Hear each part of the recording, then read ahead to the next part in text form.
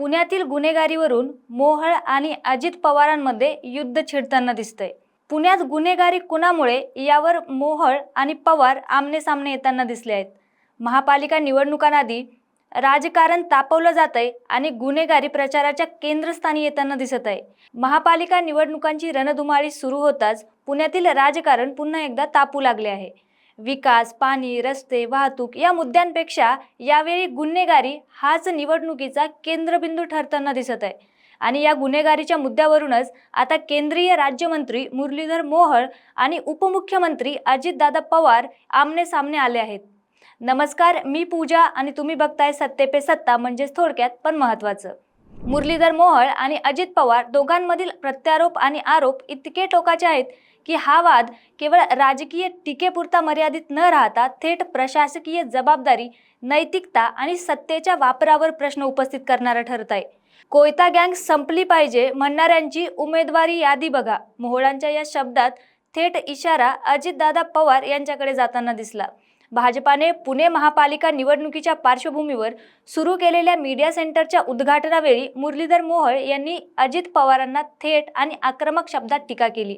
मोहोळ म्हणाले, पुण्यात कोयता गँग संपली पाहिजे, पुण्यातील गुन्हेगारी संपली पाहिजे असे पालकमंत्री वारंवार सांगतात, पण जर त्यांच्या उमेदवारांची यादी पाहिली तर सुरुवातीच्या टोकापासून ते शेवटच्या टोकापर्यंत गुन्हेगारी पार्श्वभूमी असलेले लोक उमेदवार म्हणून उभे आहेत।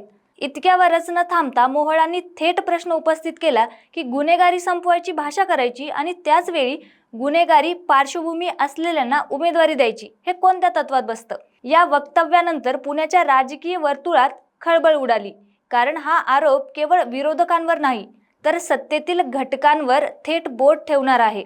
अशा उमेदवारांमुळे पुण्याची गुन्हेगारी वाढेल हा थेट इशारा देताना मोहोळ दिसले।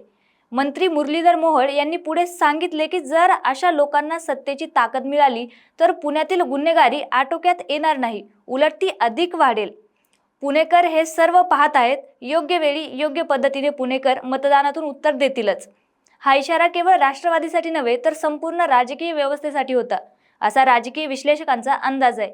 एवढं ऐकून अजित पवार शांत बसणाऱ्यांपैकी तर नव्हतेच। ते पलटवार करत म्हणाले, आरोप झाले म्हणजे कोणी गुन्हेगार ठरत नाही। मोहोळांच्या या आरोपांवर उपमुख्यमंत्री अजित पवार यांनी पिंपरी चिंचवडमध्ये बोलताना जोरदार पलटवार केला। अजित पवार पुढे हे देखील म्हणाले की पुण्यातून एक गुन्हेगार व्यक्ती थेट परदेशात पळून गेली आहे। आता प्रश्न असा आहे की त्याला पासपोर्ट कोणी दिला, कसा दिला, कोणाच्या शिफारसीने दिला? हा सवाल फक्त राजकीय नव्हता तर थेट केंद्र सरकारच्या यंत्रणेवर प्रश्न उपस्थित करणारा होता। अजित पवार यांनी स्पष्ट शब्दात सांगितले की गुन्ह्यांच्या आरोपांखाली असलेले व्यक्ती परदेशात कशी काय जाते? पासपोर्ट देताना काय तपासणी झाली नाही का? ही संपूर्ण प्रक्रिया पारदर्शक आहे का, यावरही प्रश्नचिन्ह निर्माण होते।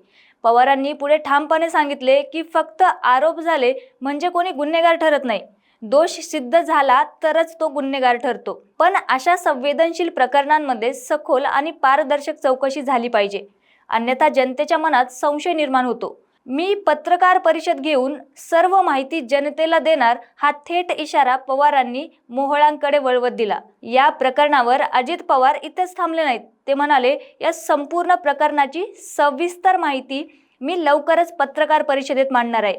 कोणाला वाचवण्यासाठी दबाव आहे का, कोणत्या पातळीवर सिस्टम फेल झाली आहे का, हे सर्व जनतेसमोर येणं गरजेचं आहे। या वक्तव्यानंतर राजकीय चर्चांना वेग आला, कारण पवार यांचा रोख थेट केंद्र सरकार आणि भाजपाकडे असल्याचे स्पष्ट दिसत आहे। आता अजितदादा पवार नेमकं कोणता बॉम्ब फोडतात याकडे सगळ्यांचे लक्ष लागून आहे। पण मग हा फक्त गुन्हेगारीचा मुद्दा आहे की प्रचाराचा नवा अजेंडा? राजकीय विश्लेषकांच्या मते या निवडणुकीत गुन्हेगारी हा मुद्दा विकासाच्या मुद्द्यांवर भारी पडताना दिसतोय। भाजप गुन्हेगारी पार्श्वभूमी हा मुद्दा पुढे करत आहे, तर राष्ट्रवादी कायदेशीर प्रक्रिया आणि दोष सिद्ध होण्याचा मुद्दा मांडत आहे। यातून एक मोठा प्रश्न उभा राहतो की नैतिकता महत्त्वाची की कायदेशीर तांत्रिकता? आरोपी व्यक्तीला उमेदवारी द्यावी की नाही? सत्तेत असताना गुन्हेगार परदेशात कसे काय जातात? महापालिका निवडणुका जवळ येत असताना मोहोळ आणि पवार यांचा हा वाद केवळ भाषणांपुरता मर्यादित राहणार नाही, तर प्रचाराचा मुख्य मुद्दा ठरणार, हे निश्चित आहे। गुन्हेगारीवर आरोप, पलटवार, पासपोर्टचा प्रश्न, उमेदवारांची पार्श्वभूमी, या सगळ्यात पुणेकर कोणाच्या बाजूने उभे राहतात यावर पुढील राजकीय समीकरण ठरणार आहे। अजितदादा पवार आणि मुरलीधर मोहोळ यांच्यात छेडलेल्या या युद्धावर तुम्हाला काय वाटतंय कमेंटमध्ये नक्की सांगा. आणि अशाच माहितीपूर्ण व्हिडिओसाठी पाहत रहा सत्ते पे सत्ता, म्हणजेच थोडक्यात पण महत्त्वाचं. अहो मला सारखा दम लागतोय हो. आज माझा अजिबातच मूड नाहीये. मला ना कसं तरी होतंय. माझ्या हातापायाला मुंग्या येत आहेत. माझं खूप डोकं दुखतंय आज. अहो माझ्या थायरॉइडच्या गोळ्या संपल्या आहेत. लवकर आणून द्या ना. या सगळ्या कुरकुरी आपण देखील रोज ऐकता का? हो ना. अहो या त्रासावर सोपा उपचार आहे. डॉक्टर चाटेज होमिओपॅथी क्लिनिक.